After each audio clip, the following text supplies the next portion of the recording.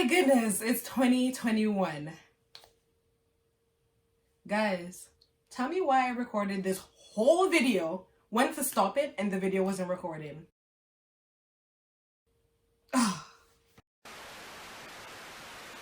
Hey guys, and welcome back to my channel. For those of you who do not know me, my name is Akil O'Connor, and I am so happy to see you here. Happy New Year. Oh my gosh, it's 2021. Finally. But you know what? I'm a little apprehensive. And I kind of surprised myself this new year because New Year's Eve 2019 made a fool out of me.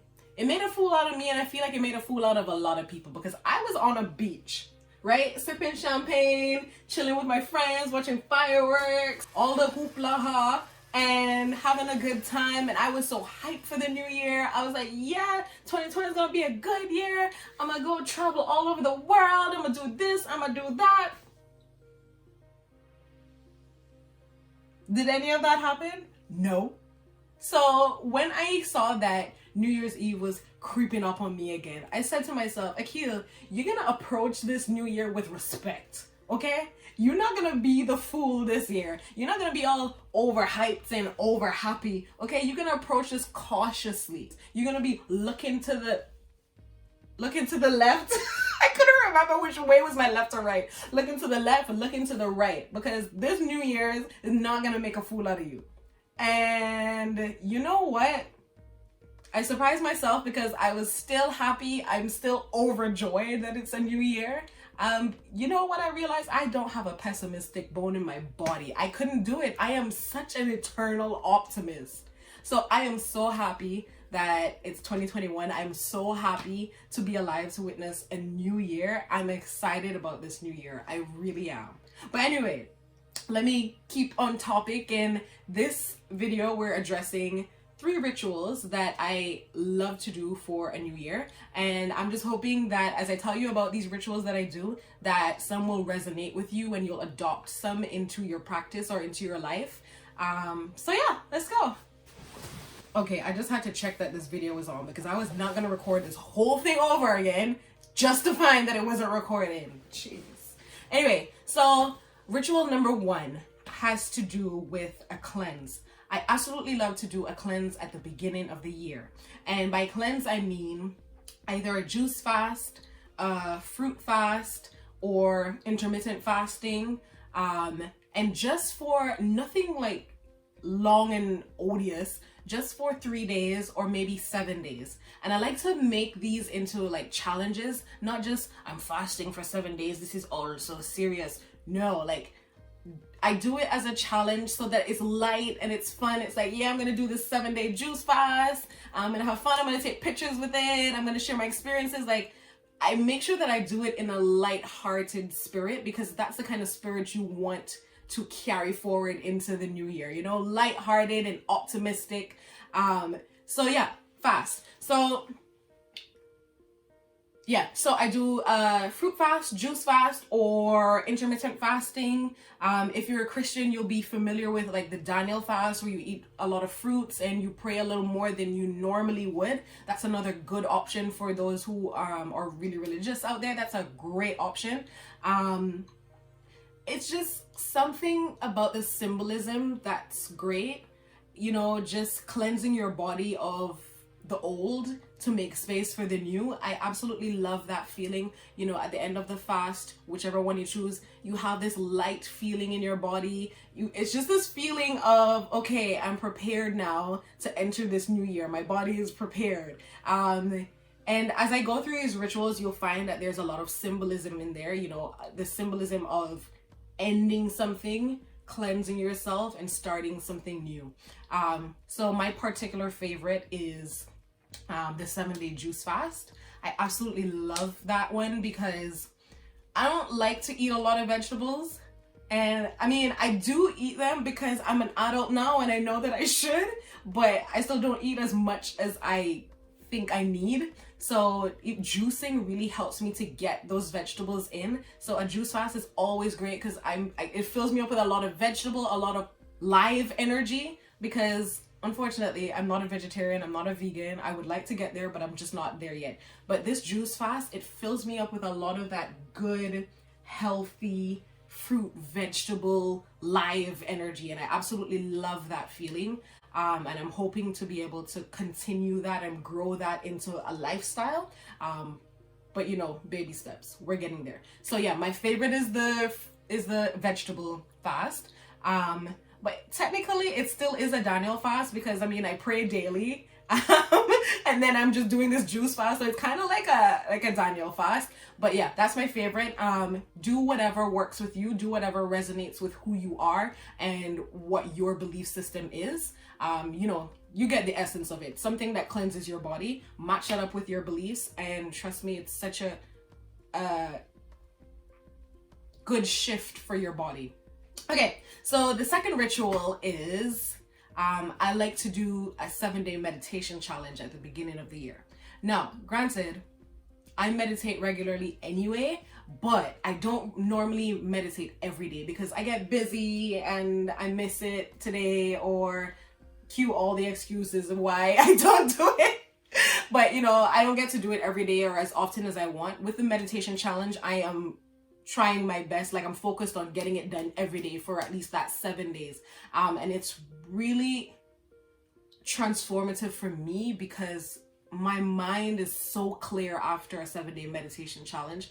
My mind is so clear. And you know, it's also amazing when you figure out what you want for the new year, you know, the goals that you want to achieve for the new year, and then start that meditation challenge, because now you're also meditating on what you're trying to achieve, and that just channels your mind. It just focuses it and sharpens it, so it's razor sharp focus on your goals. And that's an amazing thing to have at the beginning of the year. For those of you who are not into meditation for whatever reason, another good option, especially for Christians, is to do, what would I call this? Maybe like a 7-day prayer challenge, something of that sort, where you increase the amount of times you pray for that 7-day period. And you know what you want for the new year. You know what you want to thank God for in 2020. I mean, I know a lot of people experienced a terrible year, but if you're watching this video, you have your life, right? And that's more than millions of people can say right now after the year we just had. So even that is something to be thankful for. Even in the midst of destruction, even in the midst of despair and sadness, there's still always something that you can say, man, I'm thankful for this. So before a meditation challenge, I like to sit down and write all the things that I'm thankful for, write all the things that I'm trying to achieve. And during that meditation, or maybe that prayer challenge, if that's the way you're gonna go, those are the things that I'm focusing on. And it just does something to lift your spirit. It really does. Sometimes you experience things that are hard to put in words, and this is one of those things. It's something you have to experience for yourself. So even if it's something you don't normally do, maybe just give it a try. Do a 3-day challenge for meditation, or maybe a 3-day prayer challenge, and see how you feel afterwards. I find that you have to be open in life to experience new things that you're skeptical about, things that you don't have much experience with. Be open and try. And that's all I'm going to say on that point for anyone who's skeptical about, you know, the meditation or the prayer. Give it a try. You can only categorically say something doesn't work or something is foolishness. You can only categorically say that if you've tried and experienced that answer for yourself. Okay.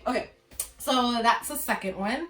And the third one, that was a weird third. That's so weird. Why can't I do that? Okay, this one. The third ritual that I love to do for the new year is journaling. And every time I talk about journaling, it feels so weird because it feels so like little girly, like, ooh, I got my journal. Ooh, this little boy talked to me. No, it's not that. It's more of record keeping. And, you know, back in the day when you had dynasties and kings and queens and those things, well, we still have it today apparently because I live in a country with a queen. But back in the day when that was more of a thing, all kings and all queens and all important people had persons who kept a record of their daily life. So think of this journaling as that. You're keeping a record of your daily life. And I just started this ritual in 2019, and I am so glad that I did, because at the end of the year, I took that book up and I looked back at all the things I wrote, and I'm like, oh my goodness, the growth that I've experienced mentally and spiritually is so apparent in these records. It's like, it's amazing to see all the things you've gone through in a year. Like, if some of the things I read, if I hadn't written it down, I would not have remembered it right now, January 1st, 2021. Like, just little things, or the nuances of some situations and how that situation came up and how I approached it and how I got through it. It's amazing to see. And sometimes you don't really realize how much you've gone through in a year unless you have a record. There's a lot that happens to you in a year. A lot that at the end of the year might have escaped your mind because it ended well, and it's not something that made a mark on you. But when you record these things and you look back, you're like, wow, I can see my growth. I can see maybe problem areas where I'm repeating the same mistake, or areas where, I'm approaching something in the wrong way. Like, you're able to pick out your faults. You're able to pick out the areas that you need improvement. And now you can take that into the new year, that knowledge, and work on that area, if that makes sense. So I think journaling, and I'm going to call it record keeping. I'm going to call it record keeping. But the importance of keeping a record of your year, I can't even put into words how important that is. For this ritual, I like to purchase a brand new book every year. This book is dedicated to this year only. And I start by, the first page, I start by recording all the things I'm thankful for in the year that just went past. And as I said before, it was a crappy year for many, but there is something in there that you can say, man, I'm thankful for this. Even if it's, man, even in the sorrow and grief that I experienced this year, I found this out about myself. I found out that I'm resilient. I found out yada, yada, yada. There's so many different things. It doesn't have to be anything big, but you know what it is. So I outline what I'm thankful for in the past year, and then I outline the things that I'm trying to achieve, the things that I'm trying to hope for. Well, I don't like to say hope for, because you can hope for the rest of your life. If you don't put actions behind that, you'll never achieve anything. So let's say I like to outline the things that I want to achieve for the next year, the things that I'm working towards for the next year. And that's how I start my journal. And looking back at the one that I had for 2019, I didn't write in it every day. And that's the thing. This record keeping is not about, don't approach it with a heavy seriousness. Approach it lightheartedly. Like, you don't have to record every day. And my personality is not like that. I'm not a rigid personality. I don't like to follow structure so, steadfastly. I wrote in it when I felt inspiration, like something just says in me, ooh, you should record this, or, oh, remember what just happened yesterday? I think you should record this, and record how you feel about it. It's very telling, and it's just a wonderful thing to do. And I am hoping that I'm convincing you to do it. So yeah, those are the 3 rituals that I absolutely love to do for the new year. I hope one of them resonated with you, and if you really look at it, it has a lot of symbolism in it. It's for the body, the mind, the spirit. So it's those rituals embody the 3 parts of you as you go into the new year. Those are the 3 rituals that I absolutely love to do at the beginning of the new year, and that's the symbolism that I absolutely love to carry into the new year. Getting rid of the old, cleansing yourself of the old, and making space for the new, the mind, the body, and the spirit. So I'm hoping that if not just one, I hope that all 3 resonate with you, and you'll give it a try and see how it works out for you for the new year.